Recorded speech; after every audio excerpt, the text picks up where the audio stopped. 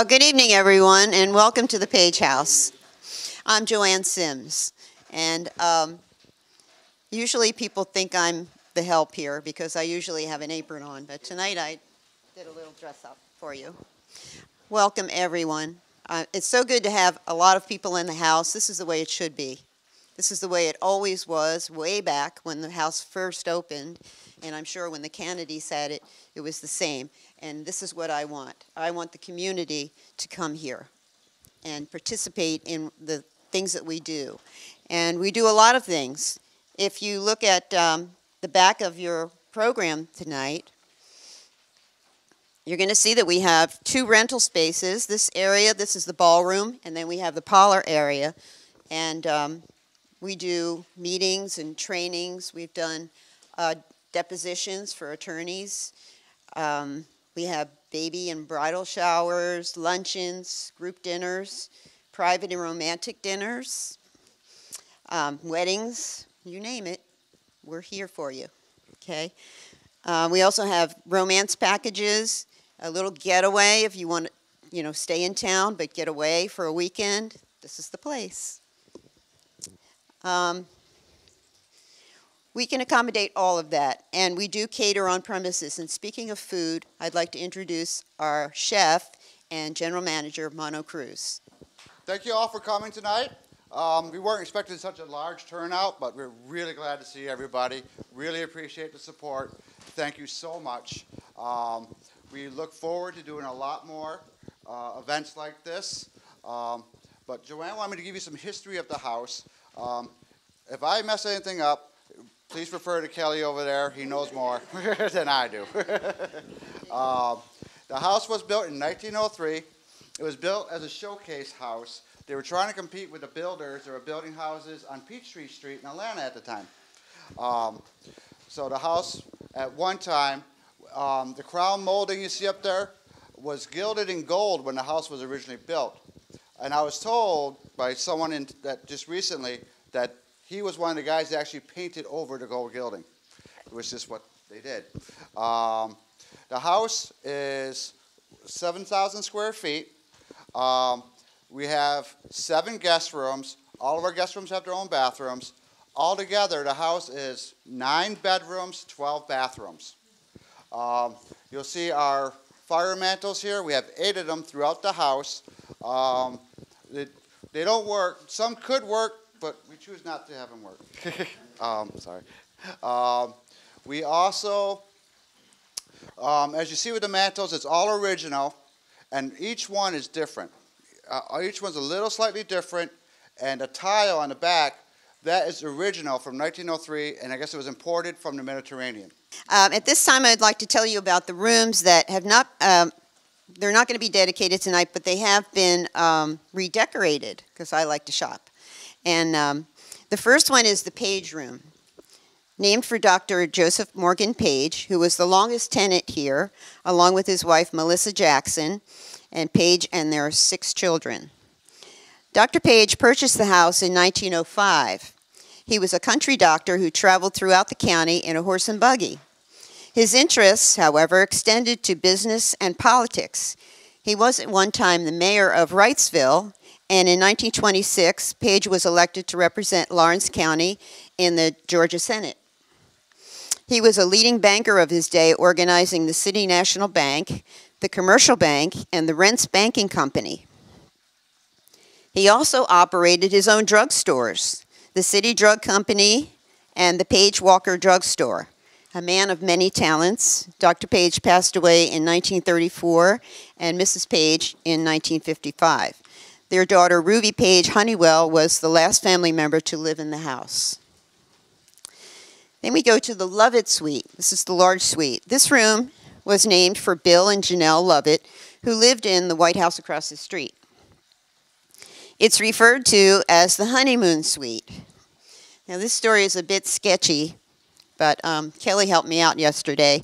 As I heard it, and this might be a little twist to the story, as I heard it, Bill's sister set them up on a double date.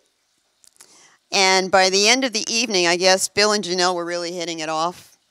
And so Bill told his sister that he and Janelle wanted to be alone. So his sister and her date took off, and Bill and Janelle drove to South Carolina and got married. That night, believe in love at first sight or not, they stayed married until they died. Very romantic. And speaking of romantic gentlemen, Valentine's Day is around the corner, and we're taking reservations for our romantic dinner. Flyers are on the table over there, and it's listing the menu choices. You can make some big points with your sweetheart and reserve a table. Just had to put that little plug in. Okay. The next room is the Porter. It was named for Dr. Lester Porter. He was the son of attorney Lester Lee and Ruth Guyton Porter, and was born in Dublin in December of 1924. Lester graduated from Dublin High School in the first year of World War II. After 1 year at North Georgia College, Porter began serving in the 12th Armored Division of the 7th U.S. Army. For his actions in World War II, Buck Porter was awarded the Purple Heart, World War II Victory Medal, Presidential Unit Citations, and many other service ribbons. After the war, Porter graduated from the University of Georgia with a degree in zoology. He then graduated from Northern Illinois College of Optometry. Dr. Porter and his new wife, Catherine Davis Porter, returned to Dublin in 1951. He began his practice of optometry here. He was active in civil and governmental affairs. He served in statewide optometry positions for several years and has served as president of the Moore Street PTA, Lions Club, Dublin Association of Fine Arts, and the Dublin Lawrence Chamber of Commerce. Porter served 2 terms as mayor of Dublin from 1970 to 1974. Lawrence County has a rich heritage of its sons who served their country during World War II. The stories are moving and fascinating. They are stories of ordinary men who, when their time came, stepped forward and exhibited outstanding feats of courage, as did Lester Porter. The Lila Moore Keene room. Lila Moore Keene was called the Lady of the Camellias. She loved the flowers of her native Georgia. With an unequaled talent for painting flowers, Mrs. Keene became nationally renowned for her paintings of camellias, magnolias, and other flowers of the South. Mrs. Keene, the daughter of Mr. and Mrs. Jack Moore of Winder, Georgia, began her artistic career at the age of 12. She attended Agnes Scott College in Decatur, Georgia. Lila married James Keene Jr., son of James Keene Sr., the founding president of Farmers and Merchants Bank. The couple moved to Lawrence County after their marriage, and their last home was located at the southwest corner of North Calhoun Street and Highland Avenue. Lila Moore Keene was a member of the American Artists Professional League and was associated with a number of famous artists. She served as national director of the 13th Annual Celebration of American Artwork. Lila was honored nationwide for her paintings. Her works were exhibited at the National Gallery of Art in Washington, D.C. every other year. She was honored by the American Camellia Society. Her flowers adorn the covers of national flower publications. In addition to her floral portraits, she did landscapes and portraits, and they were displayed in major cities of our country. Mrs. Keene dedicated her life to preserving the beauty of Southern flowers on her canvases.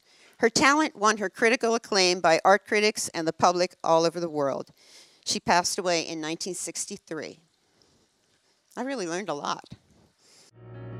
At Bank of Dudley, we understand that buying a new home is a time of many decisions, and we're here to help and answer all of your questions that might arise during the mortgage loan process. Our mortgage specialists, Shirley Clements and Sherry Adderholt, have over 75 years of combined mortgage experience, backed by a bank that has served this community since 1905. Call or come by and visit with Sherry or Shirley at our Veterans Boulevard branch, or go online at bankofdudley.com and get started today.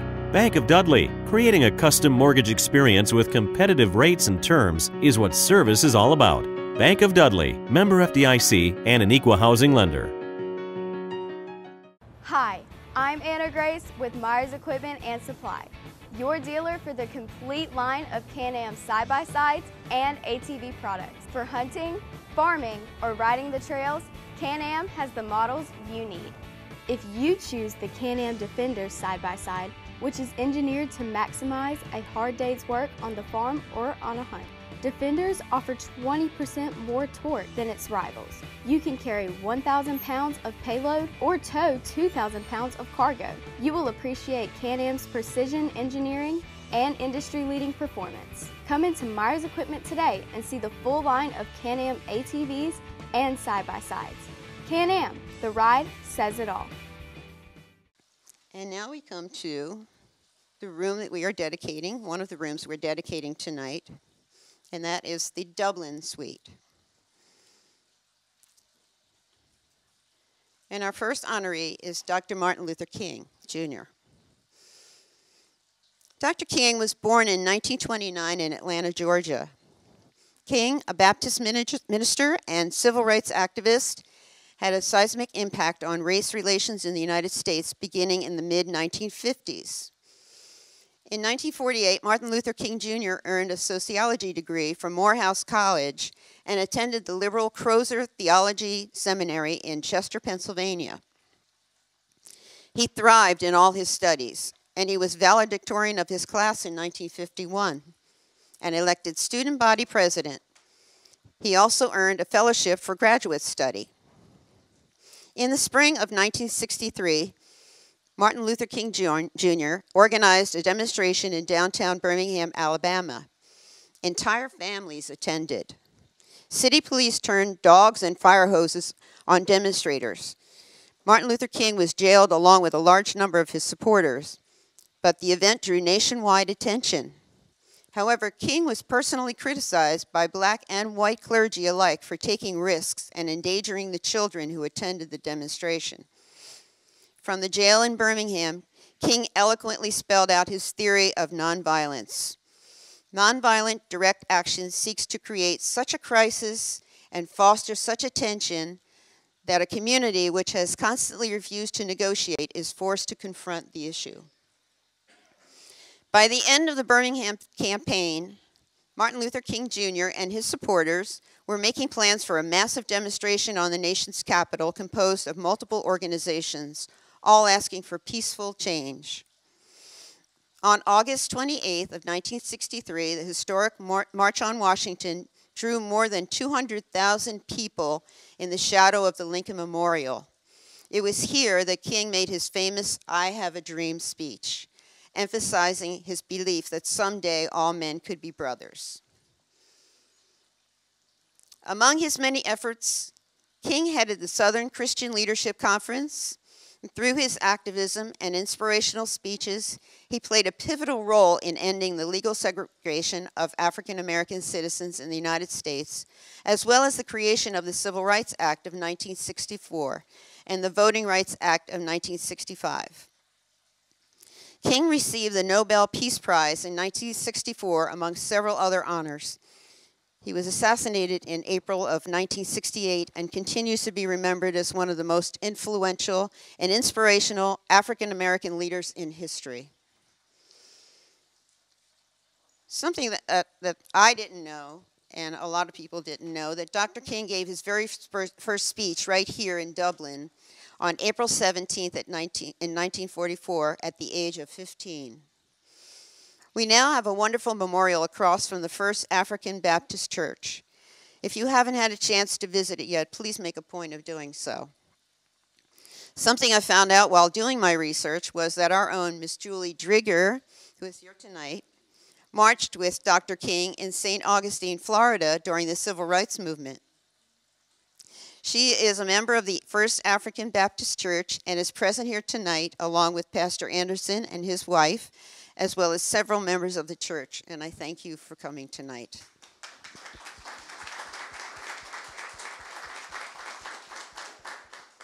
I'd like to thank Ms. Drigger and Pastor Anderson for informing the members of the church about this event, and like to show our appreciation by these small tokens. So if Ms. Drigger and Pastor would come forward. Next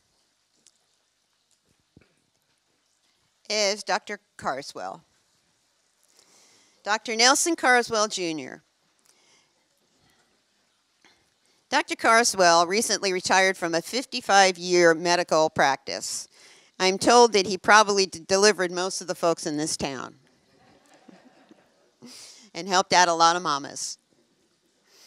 Besides a fulfilling career in medicine, Dr. Carswell is an avid golfer, to say the least. He has played at every RBC Heritage Tournament, which means this past year, the golden anniversary of the tournament, was also Dr. Carswell's 50th Pro-Am on Hilton Head, making him the only person to play in them all. That's pretty amazing. I think he's ready for next year.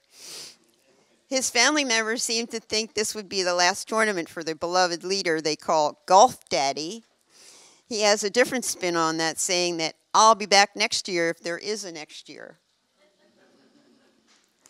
His lovely wife, Betty Ann, who's here also, cheered him on at the 50th and said it meant the world to him. Dr. Carswell stated, "I know heaven is so much more than we can imagine," as he walked along the fairway. But to me, he added, "This is as close as it gets." Well, Dr. Carswell, we thank you for your dedication to the medical profession and the many you have served in our community, and we look forward to hearing more from Golf Daddy. Thank you, sir. And we have a little something for you and Mrs. Carswell. Thanks so much. Captain Hardy Smith, one of Lawrence County's noted veterans, served in the Army of Northern Virginia under General Robert E. Lee. A wound at Meccansville resulted in the amputation of his right arm, yet he served for 2 more years, and then returned home and became enrolling officer for the 5th Congressional District until the war was over. He later served as commander of Smith Camp, a division of the United Confederate Veterans named in his honor.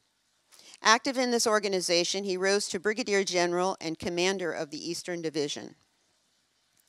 Captain Smith was a war hero in the eyes of his fellow citizens, but he also had a very distinguished career as a public servant, farmer, and businessman. After the war, he was elected clerk and treasurer of the Superior Court. He held that office from 1866 until 1893, when he was elected ordinary. He was one of the original stockholders of the Macon and Dublin Railroad, serving for years as secretary and treasurer of the board of directors. Captain Smith married Ella Few Douglas in 1867. That same year, Mrs. Smith, her mother, her sister, and 4 other women founded the First Methodist Church. Both Captain and Mrs. Smith were descended from patriots in the Revolution. Ella Douglas Smith was first cousin twice removed to Francis Scott Key, who wrote the Star-Spangled Banner. The Smiths have many descendants and kin still living in the area. He passed away in 1912, having lived a life of service to his fellow man. The Captain Hardy Smith House has been restored and is the oldest home in Dublin on its original location. Built in 1873, it is located just a few blocks from here at 307 West Gaines Street in downtown Dublin, and it is open for tours every day. I'm Marcus Clements with Clements & King Insurance. October 15th through December 7th is open enrollment for those on Medicare. During this time, you can purchase Medicare supplements, prescription drug plans, Medicare Advantage plans. Take all the confusion out of Medicare-related insurance. Call Clements & King. There's never a fee for our service.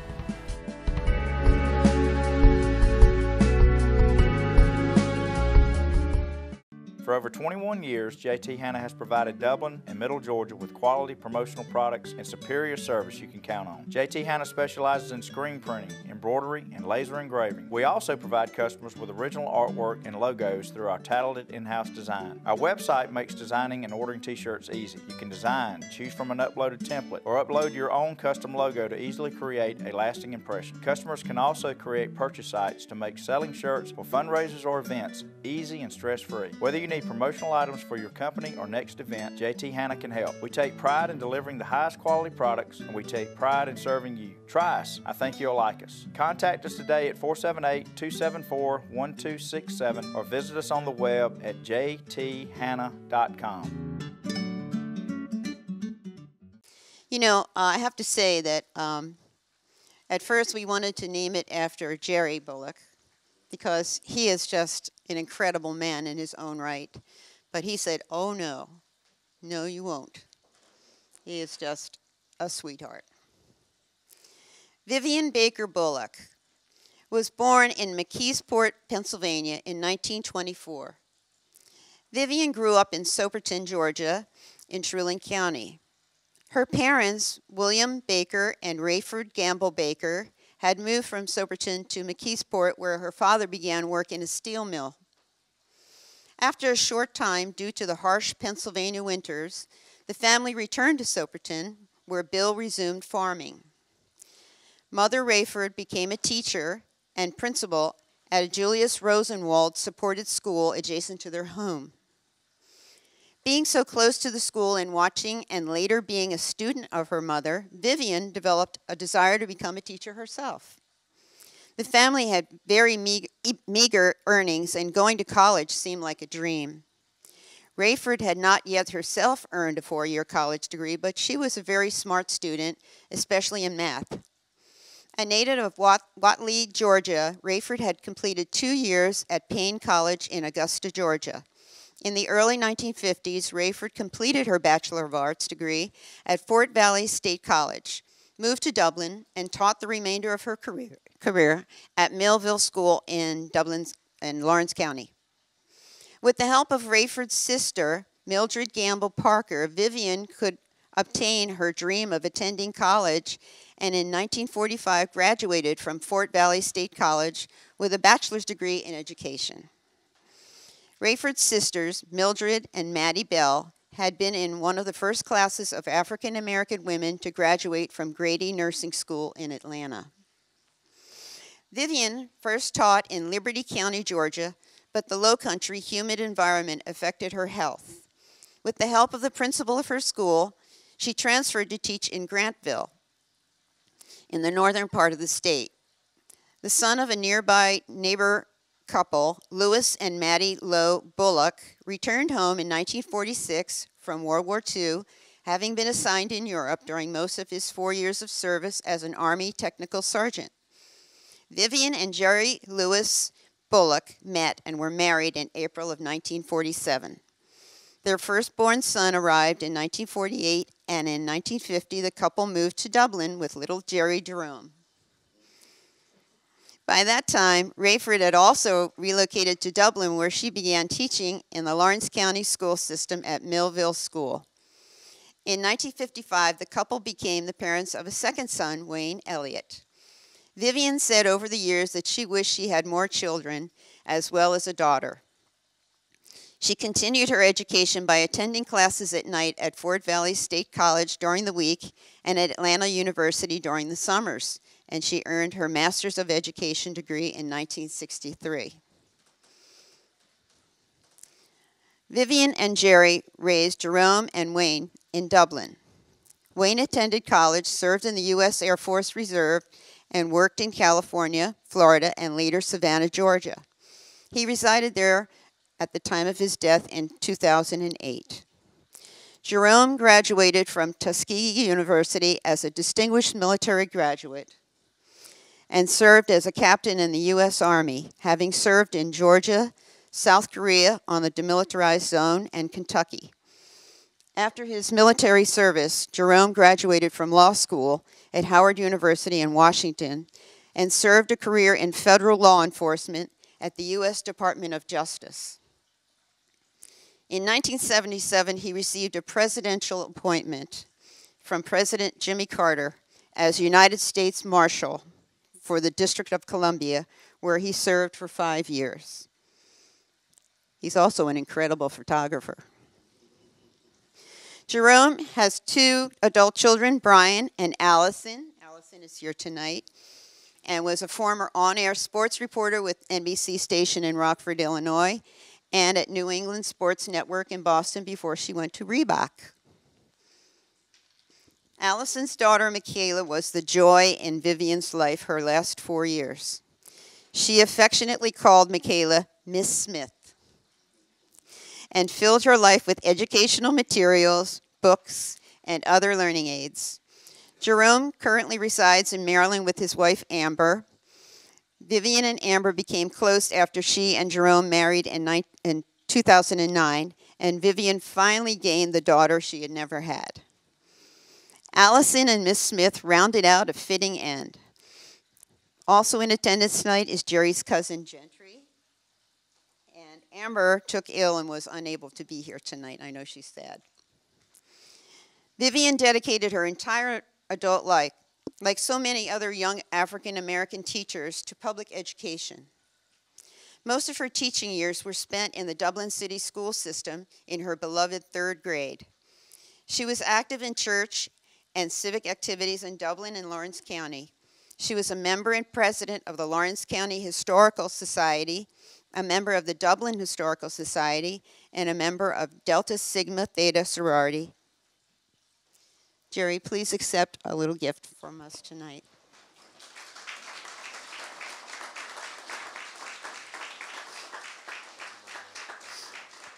That one is fragile.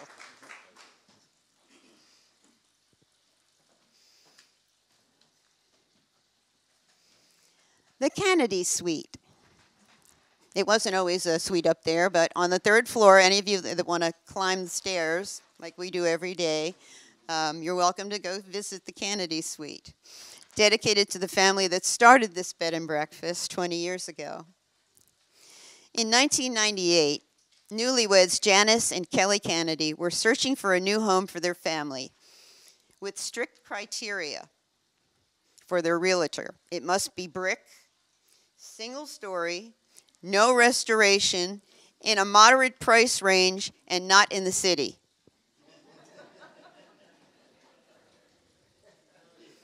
Yeah. Okay, so they toured the house currently owned by the Garbetts on Bellevue Avenue, but quickly dismissed it as an option. A side tour was decided for the former Farmers Furniture corporate headquarters at 711 Bellevue Avenue, more as a curiosity of its grandeur and the rare chance to look inside these historic homes. That is when the surreal epiphany hit Kelly. This would make a great place for a bed and breakfast. The Kennedys were astounded that their ideas for a typical all-American family lifestyle were about to take a dramatic change that would become a clear directive from God. For these are the plans that I have for you. A reference from Jeremiah 29, verse 11. With their 3 children, Janice and Kelly began an unprecedented journey of restoration and transformation of what would become rightfully named as the Page House into Dublin's first bed and breakfast, complete with a created 3rd floor residence. For over 17 years, the Kennedys raised their children, greeted guests from all over the world, hosted weddings and anniversary events, allowing hundreds of people to enjoy the unique personality and the splendor of the Page House Bed and Breakfast. It goes without saying that the season of their ownership of the Page House would reveal that God's plan to prosper them and not to harm them, but to provide a future and a hope, would not disappoint them. Janice and Kelly, would you come forward? Fairview Fitness Center, open 24/7 with staffed hours available every day. Fairview Fitness Center, serving our community for over 30 years. Push your fitness further with our gym facilities, fitness classes, freestyle areas, and more. Join today and see the benefits of a healthy life. All new members are provided with a complete health assessment upon request, and new members are provided with a fitness orientation to familiarize themselves with exercise equipment, all by one of our staff exercise physiologists. For more information, call 353-1900. Visit us at 200 Industrial Boulevard behind Fairview Hospital or log on to fairviewfitness.com. For expert computer repair service, count on Hometown Supply. repairs on desktops, laptops, iPads, and more. Hometown Supply offers in-store and on-site computer repair service, including removal of viruses, recovering data, replacing screens, battery replacement, performing upgrades, and much more. From password recovery, hard drive replacement, keyboard repair, antivirus software installation, complete service made easy and convenient. For professional and personal computer repair, call on Hometown Supply, your experts for computer repair service. Phone 272-0345 or visit us across from the skyscraper in downtown Dublin. For expert computer repair service, count on Hometown Supply. This has been such a wonderful evening here at the Page House, getting the opportunity to hear about the room dedications and hear some of the stories behind them. And of course, Miss Vivian Bullock has been a staple here in the Dublin-Lawrence County community, and her family has been here to share in the festivities. And we're sitting here right now in her room, the Bullock Suite. And we've got Jerome Bullock with us. How are you, sir? I'm doing fine, and thank you so much for talking with us. Thank you so much. We're so glad that you're here. And, of course, this is your daughter and your granddaughter. Hi, darling. Hi. Tell everyone who you are, please. Allison Smith, and this is my daughter, Michaela Smith. Hi, Michaela. Hi. Hi. Listen, we want you to, she's kind of given us the history about your grandmother, about your mom, and, of course, you tell us about what it means for you to be here now, because your story is so amazing as far as how you all started out. So if you could share with us from your own words. Sure. It's a tremendous honor to have this room named for my mom. She was a school teacher here in Dublin. She taught the 3rd grade, and when she passed, I did a little calculation, and she had probably had around 1,100 to 1,200 students over the 36 years that she taught. And she knew all of her students. She ended up teaching some of her students' kids before she retired. And so she touched this community like so many other African-American teachers did in a special way, because the education that they provided at a young age was really a stepping stone for many people to either stay in Dublin or leave Dublin and do other things. That's right. So as a young child, I knew the value of the work that my mother and my grandmother, who was also a teacher in the county for 36 years, had provided to the community, along with many others. Very nice. And she went on to do a lot of volunteer work with the county and the City Historical Society, with Delta Sigma Theta sorority, with her church. And she was just a tremendous role model. And many people can do that, but it's nice that Joanne and Mono here at the Historic Page House took the time to recognize her work. That's beautiful. And it was quite a surprise. And, as we were sitting in here, and you, Allison, you're hearing all the things about your grandmother. And, we've been sitting talking about some of the special pieces of furniture here and the significance. What was your relationship like with your grandmother? We actually lived kind of far away when I was growing up. We lived in D.C., and my grandma lived down here in Dublin, and it was always a treat when my brother and I got to come down here to the country and, listen to the train going by all hours of the night in the house. We would watch her, just the old tube TV that she had in her living room. She had cable. We didn't have cable at home. So we were watching Nickelodeon. We were watching Nick at Night, Mary Tyler Moore Show, sleeping on the pull-out couch and just having a ball. And she always made sure that wherever we went, whatever we were doing, even if it was summer break, everything was educational. As she was an educator through and through, and even with my daughter Michaela, before she passed, she was always giving Michaela workbooks and preparation for school before she even started school. So that was really a big part of my relationship with her, was just that love of learning and love of education and continuing to learn every single day. I love that. Now, Michaela, do you remember spending special time with your great-grandmother? Yes. Tell us about that. What things did you enjoy doing with her? Can you think of anything right now? How about this? You just remember spending time with her, and it was special, wasn't it? Yeah. Very good. Now, Jerry, this room here, you were telling us that it's got some of the original furniture of your mom's, and if we can look back here in the corner, that beautiful green lamp. Yes. What does this mean to you? It means that the things that she found important in her life. Not that possessions are important, but they represented her hard work. They represented her effort.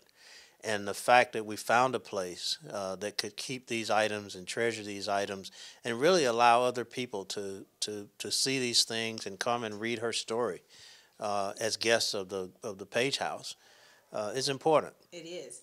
And you know, if you can sit in here and if you ever decide to come to the Page House, make sure you stay in the Bullock Room. You kind of feel her spirit in here. I feel her spirit, and I felt like I was coming back to her home today. Oh my. Each time I come in, here's her furniture, and it's a special place. And it can be an emotional place too. Now that your mother's no longer with us, and when you think about so many people's lives that she impacted, so many young people who are now adults, their children's children's lives that she's touched, and then to be able to see it honored in this way, to see her honored in this way, it's as though the legacy is continuing to live on. Yes, it is, and it should be an inspiration to other young people who live in the community, who realize that, oh, this person was recognized for doing something good. Maybe I can go out and do something good. That's right. That's right. And you know, Allison, when you talk about the generation and the legacies being left behind, what is it that you can take from the relationship that you built with your grandmother to instill within Michaela's life? Well, first, just a love of education, as I said. That's something that we definitely connect on. We make sure we read together every single night. That was a really big part of our relationship. And then just on top of that, just an opportunity to own a home. She left her house to me and left it up to me to sell it, and intended for me to use that to buy a home for my own family, to continue that legacy. An opportunity that at the time when she was buying a house here was not an opportunity for many Black people in the community. Even the location where her house was because she was Black. She couldn't buy a house anywhere else. So to have her thinking of, again, affecting generations and leaving a legacy and having that be able to help me fulfill my destiny and help me carry on with my family is really, really awesome. So here it is, as her life was proceeding and then going to the other side, she was constantly thinking, what can I do for the next generation? What can I do to help push Allison further? What can I do to help nurture her as a mother? And so the things that we're taking away from this here about your mom, things that are written, things that are spoken, and even the unspoken. As a community, we're very fortunate to have had your mother for the years that we've had her. So thank you for sharing her with us. We thank you for that.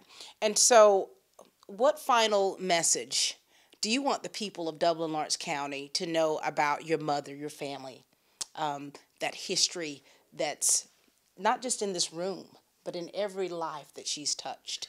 Well, the thing I would like to do is thank the members of the community for really being the kind of people and being the kind of environment that allowed her to continue to give. She volunteered for Habitat for Humanity. She was in her older years. She couldn't really do physical work, but what she did, she made lunches for the work crews. Look at that. And, you know, she volunteered on the Historical Society. She was a member of the local chapter of the NAACP. She was active in her church. So all of those things that are important in a good society, she tried to be and tried to touch as a living person, not being a martyr or anything, but setting a good example. That's good. So I'm glad that she did those things. So we're really proud of her. Wow. And we're proud of her. What we hope that you all take from this, from the life that Miss Vivian has lived, is that you don't take anything or anyone for granted. You live your life to the fullest, and you find whatever you can do in order to change or transform another person's life, to bring positive out of negative situations, because we know the life and times that she lived in and how you all were raised with the different issues within this country that we face. Take every moment, every opportunity to spread sunshine, to leave a legacy behind. And we, as the people here, will give you the flowers while they're due. And your mom is receiving her flowers as well, even now. Yes, yes. Any last words from you, Allison? Thank you so much for coming in and helping tell this story, because it's important to continue to tell these stories every single day. This is a story that deserves to be told. Through the life that you live, you're telling the story. You keep telling your story. You keep telling your story, okay? Okay. All right. And thank you, brother. And thank you. This is the Bullock family, ladies and gentlemen, honoring Miss Vivian.